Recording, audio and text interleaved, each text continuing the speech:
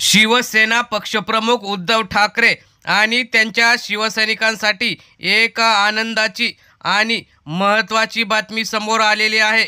शिवसैनिकांनी या बातमीनंतर सगळीकडे गुलाल उधळून जल्लोष व्यक्त केलेला आहे आणि भाजपा शिंदे गटात एकच चिंतेचं वातावरण निर्माण झालेलं आहे। नेमकं झालंय काय ते आपण सविस्तर बघूया।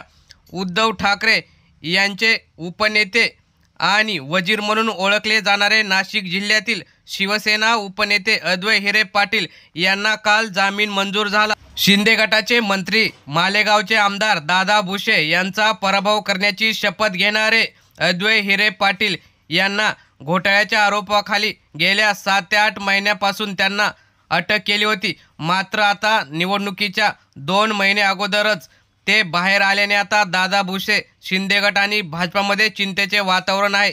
अद्वै हिरे पाटलांनी दादा भुसेंना पाडायची तयारी केली आहे। तसेच शिवसैनिक आणि त्यांनी मिळून गेल्या काही दिवसांपूर्वी APMC म्हणजेच कृषी उत्पन्न बाजार समितीच्या निवडणुकीमध्ये दादा भुसेंना धूळ चारली होती। त्यामुळे आता शिंदे गटाचा हा मंत्रीसुद्धा अद्वै हिरे पाटील पाडणार असल्याची चर्चा आहे। तर मित्रांनो, तुम्हाला काय वाटतं? दादा भुसे यांचा पराभव ठाकरेंचा शिलेदार करेल का? आपल्या प्रतिक्रिया कमेंट बॉक्समध्ये जरूर कळवा। धन्यवाद।